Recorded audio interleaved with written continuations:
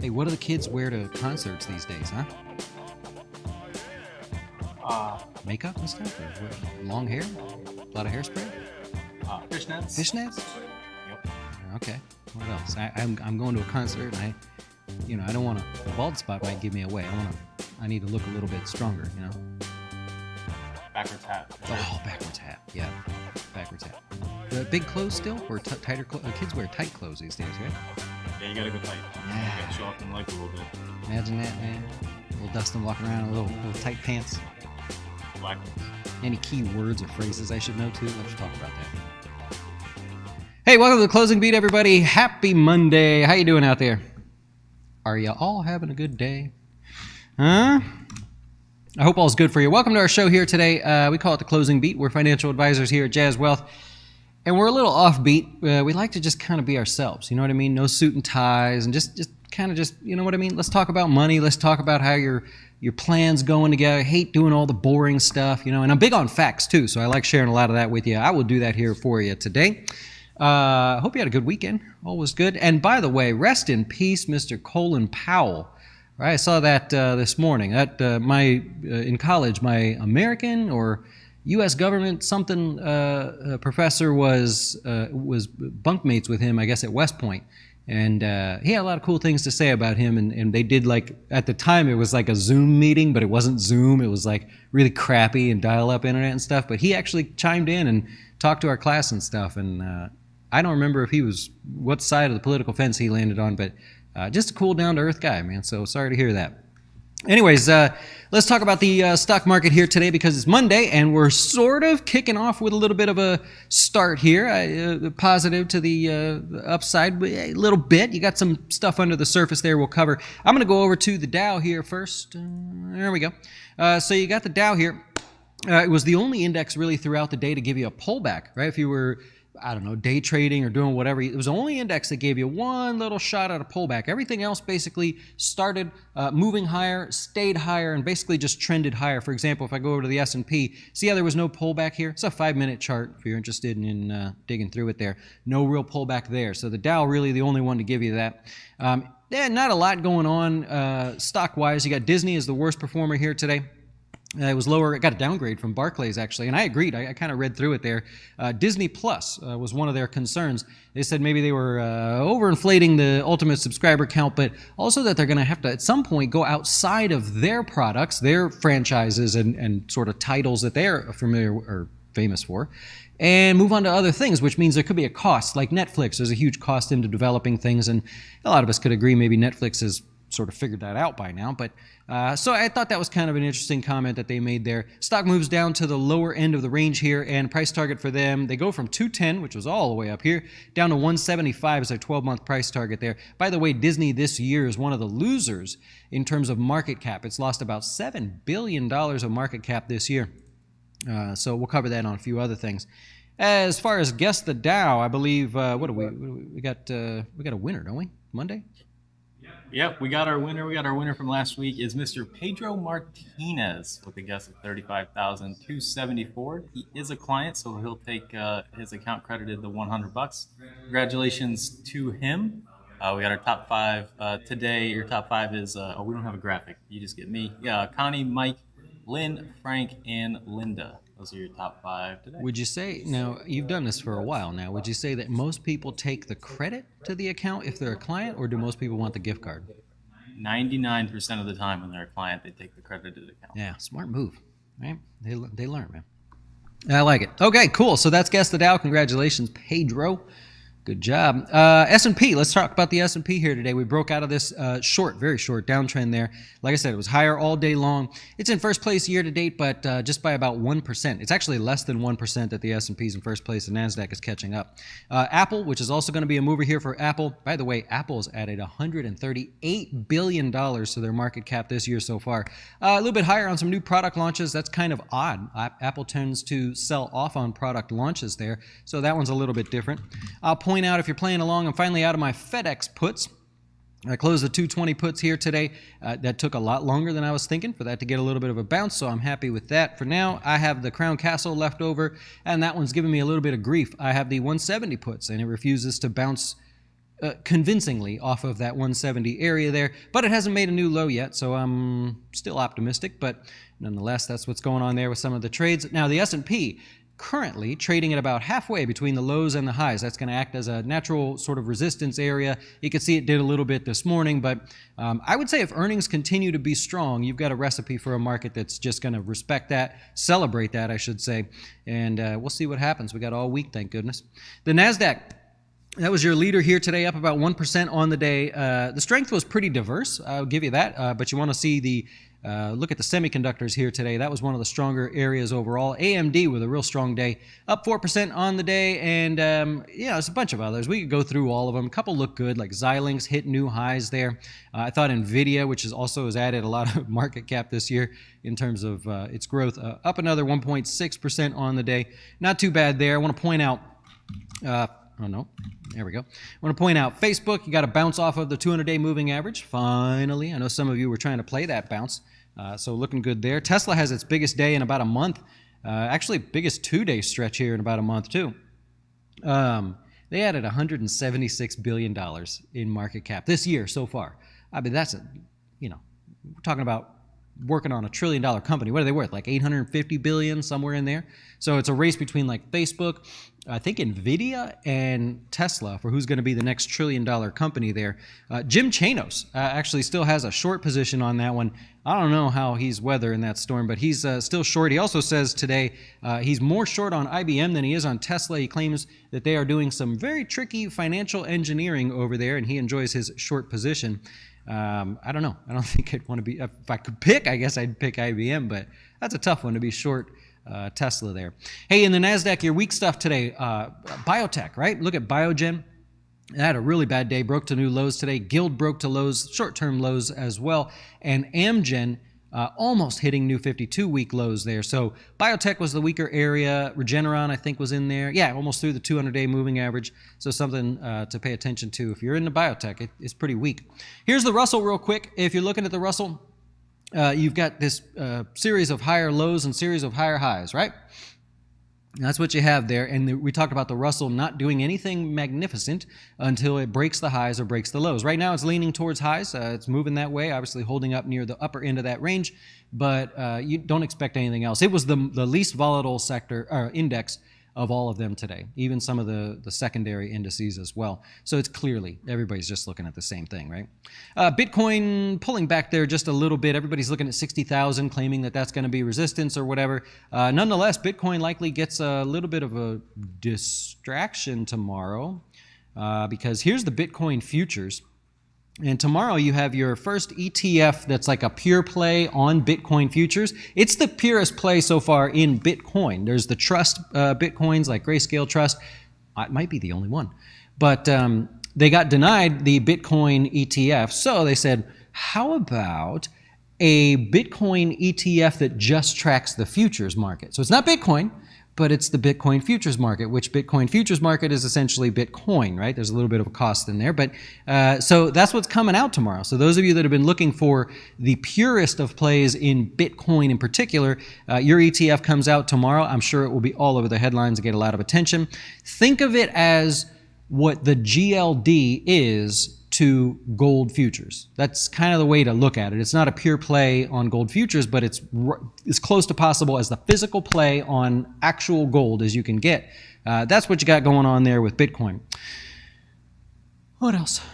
Hey, by the way, we do a weekly email. Here's what it looks like.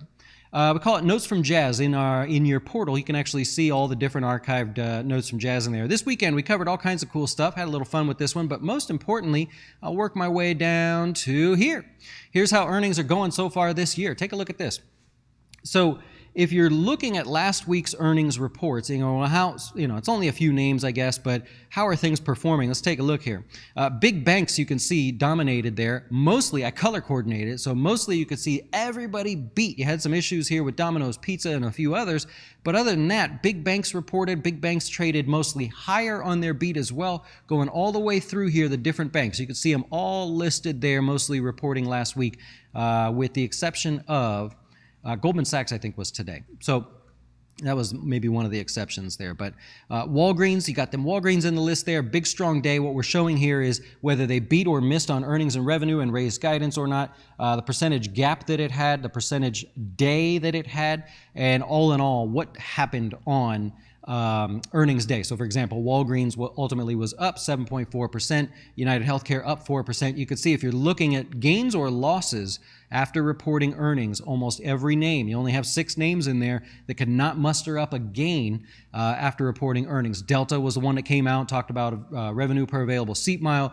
Walgreens up here killing it, because they're going to go more into doctors' offices, nurses' offices, things like that. Taiwan Semiconductors with their killer 51% profit margin there, looking good. And by the way, what they're doing with these semiconductors, you know how there's a backlog of semiconductors. Shoot, what's happening? Well, semiconductor companies know this. What they don't want is for a mass influx of orders to come in, which have come in already, then go to the production machinery, produce all these semiconductors, fulfill the orders, and then have nothing, or be all the way back down to where they started. So they're really smart here. What they're doing is they're saying, we're not available till January. You can have them in February. You can have them in March, April, May, June, July. They're spreading out all these orders so that they don't see a quick spurt in their orders and then drop back down. They want it to be gradual. I don't know. I think some people would call that unfair, man. You should just produce what's out there. But I think it's smart. I think they're doing the right thing there. So, we'll see what happens. Hey, sector breakdown, real quick. We'll just take a look over here. Consumer discretionary in first place. That's going to be your XLY. Sorry. If you want to look at an ETF, that also hit new highs. Tech was a leader here today, almost back to new highs as well. Communication services, that's a lot of the FANG names that are included in that space, getting a little bit of a recovery there. The worst on the day was utilities, and healthcare continues to pull back, which I think you look at healthcare and healthcare stocks and say, here's our opportunity. This is the place to be right now if you're looking for something to do, looking for ideas. New highs and new lows. You got 39 of them for the day. There were no new lows, actually. Energy and financials dominated the list. I'll talk about a few names that are outside of that. Advanced auto parts hitting new highs as well, looking nice and strong there. The Nasdaq, there you go, also hitting new highs. You know what no one ever asked me? Everybody always says the stock market's doing great, economy's getting better. Boy, what's that mean for this stock or this stock or this stock? Nobody ever says, if the stock market's doing well and a lot of people are trading, why wouldn't you want to invest in the stock market stocks like the Nasdaq or the Intercontinental Exchange and names like that? Well, that would be the Nasdaq here, so doing really good there. Kimco, we talked about that one the other day, trying to break out. Today is the day. It finally breaks out there. We'll see how it goes as well. Generac, these guys are booked. You want a generator, these guys, they've got a backlog there, and they're expanding their business at the same time into commercial space and government space as well. Up 4% on the day, hitting new highs, and I just like this one. SVB Bank, they're going to report earnings. I think they did already. But SVB Bank breaks out of this range here. You miss it. You say, okay, fine, I missed the breakout, right? It just consolidates, and it waits for you, and now taking off again. I don't know. I just thought that was kind of interesting there. That is what you have. Let's do stocks in the news. I'll take your questions if you have any. Amazon's in the news here today. Congressional committee has said, hey, we want to see some of these documents that you guys have because we feel like you've misled Congress. Doesn't matter. Stock was higher on the day. Lennar in the news. They're going to do another $1 billion in stock buybacks. You're going to see this a lot. I sound like a broken record. Do the stock buybacks now. Square trying to come out of this downtrend. I will actually draw it. Looks very similar to the market, but a more pronounced and easily discernible downtrend there. Square's in the news there. Jack Dorsey says that they're going to build Bitcoin mining systems for individuals to lease. I don't know about that. I don't know about that. Do people, the average person probably doesn't know much about how that works. I don't know how that's going to go, but that's what's in the news there. Toyota Motors says, okay, fine, we're going to spend $3 billion into developing battery production in the U.S. for our trucks and cars. They've been sort of holding back on that, not really wanting to do that, but they are. Occidental Petroleum up 4% on the day. We happen to own it, so we're happy to see that. Got an upgrade at Truist with a $50 price target. It's one of our better performers in the ultra short term there, so happy to see that one. A couple others that I'll put on the list here. Zillow. Get this, Zillow down almost 10% on the day. They said, you know how they buy houses, then they fix them up and sell them? I see them all the time. You'll see that this is a Zillow-owned property. They've put in these many dollars. They plan to list it for this much. The sale will be on this day. I don't know how it all works, but they basically flip houses a little bit. Not anymore. They said, we're going to stop flipping houses. We have such a backlog of homes, such a backlog of actual workers to be able to get to those homes to fix them up, a backlog in the supplies that we can get to the workers, to the houses to fix up the homes. So we're done. We're not buying any more houses for the rest of 2021. They can't keep up. I would think that in the long term that turns out to be a good thing there. They've got to figure out some ways to get around that, but it's also a sign of, I can attest to that. If you're trying to get something fixed up at your house, good luck. Everybody's saying February. I'll see you in the summertime. It's incredible. Lastly, CDW, which we happen to own as well. They're buying Sirius Computer Solutions for $2.5 billion in cash, and that stock is higher. Usually that doesn't happen, so I'm happy to see that, of course. And I got one for Cody. You ready? I'm ready. New Jersey. Maybe you saw this already. New Jersey has its first $1 billion month for sports gambling. Man. $1 billion. Why can't Florida get a little bit of that, huh? It's supposed to be this past weekend. Jeez, that's frustrating. By the way, my sports betting is, I'm on fire. I'm back to it here. Allegedly. Not allegedly. I can prove it now. I am back. I am back above my starting balance. Dallas Cowboys to kick more than 2 field goals, or 2 or more field goals last night. Nailed it. So I need the pick. You guys tell me tonight's game, Seahawks and the Steelers. I like betting on field goals, right? Come on, what are you laughing at? That was last night's game, man. The Cowboys. No. The Steelers and the Seahawks played last night. You have Titans, Bills. Oh, tonight. it hasn't updated here. Yeah, you do. You got Titans and the Bills. Okay, so I don't want to go Bills kicking over 1.5 field goals. I think I'm going Titans. What do you think? I think it's good. You're hot. You're the one that keeps winning bets. You can't go with the Bill. Like the Bills, they're kind of killing it, right? They're pretty good. They are pretty good. So I just kind of feel like the Titans will, they'll get some work done and then let's kick field goal. I like your strategy. That's a great. Thank you. It's the only thing that I do that I have no stats. I just kind of look at it and I'm like, let's see what happens. So that's my play for tonight. We want Dustin's lock. Is that how you say it? That's it. Yeah, that's Dustin's lock. Dustin's play of the month. Dustin's play of the night here. First of all, we got the right team. Titans to kick more than 1.5 field goals. Keep in mind, you just found out they were playing 20 seconds ago, but I feel it. Oh, well, that's part of it. Yeah. Yeah. Well, how come? So I can't actually do that. Okay, well, I'll get it in there. I don't want to take your time, but that's the play. Screw the stock picks. You guys want the pick of the night? That's it. All right, let's see what we've got here question-wise. Welcome, everybody. Thanks for chatting with me here today. Thoughts on BTU? It goes higher in your opinion. Does it go higher in my opinion here? So look at today. I think this is too late for my opinion. 23% in one day. Now, I have a problem chasing these things. I don't like when a stock just blasts off and then you want to join it. I like to catch the initial momentum. I'd rather be wrong on the initial momentum. For example, what was the one we covered earlier there, the breakout on Kimco? I would rather take a shot that right here, this breakout continues and find out I'm wrong than to take something like Peabody and say, well, I wasn't excited for the first 23%, but I'm excited to make another 7 or whatever it is. I don't know. That's me. It's a cheaper stock. I get the attraction there, but so that's where I'm at. Oh man, you know what's sad, Ashraf? So Cody wins the office, hands down wins the office, but he's got to build his own desk. So we got the stuff. We're gonna build it. Maybe I'll film him building his desk or something. But it'll be a cool desk. I'm not like cheaping out on the desk there. I got the legs all ready to go. Order them up. Hey, do you think that the hope of a real correction is over after closing above the 50-day? Yeah, I think if we get deeper into earnings season and we're not seeing anything surprising, you kind of go, well, what's left? We're going to have the Fed tapering. We all know that going into the end of the year. What's left to really rock the market? We all know about Washington and what they're doing. Everybody seems to just be happy to absorb the taxes and spend it on things that don't make any sense. So, yeah, why not? That's over.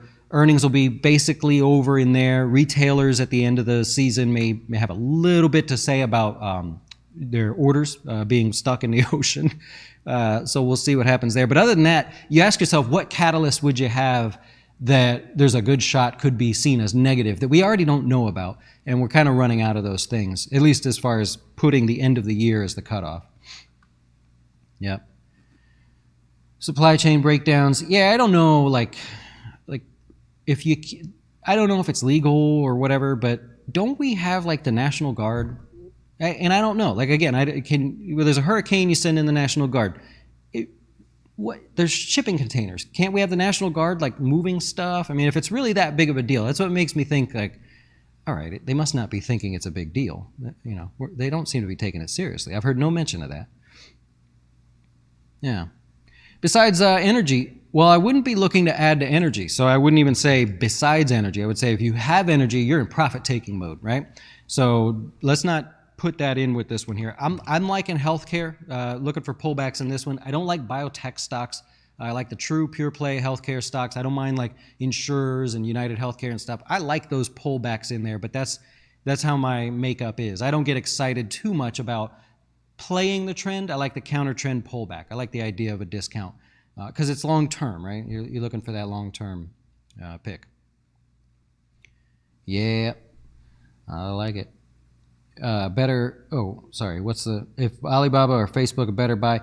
So Alibaba, what did they say here today? Alibaba didn't have the best of news. The Wall Street Journal said that they feel like they're losing market share because consumer shopping habits are changing, and people were a little concerned about all that regulation. So it didn't hurt much of the stock here today.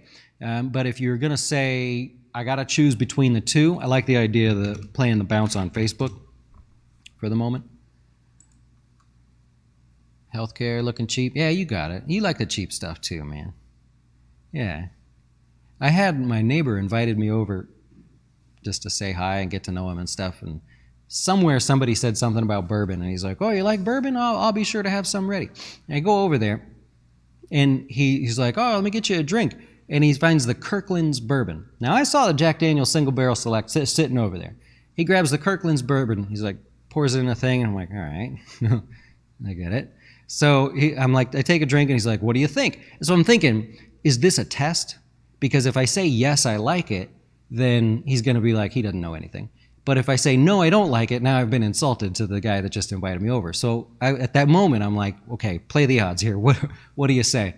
And smart ass me, I go, well, you gave me the Kirkland, so I see this over here. I kind of tease him about that. He's like, oh, I'm sorry, I didn't know. He's like, you like the good stuff. I'm like, aha, it was a test. So try to get one on me. I don't know why I said all that, but yeah. Crazy, man. Anyways, I won't bore you with the rest of that. We'll wrap it up here. Appreciate you guys hanging out with me. Life's too short to drink Costco bourbon, huh? Enjoy your day. We'll see you tomorrow. Adios.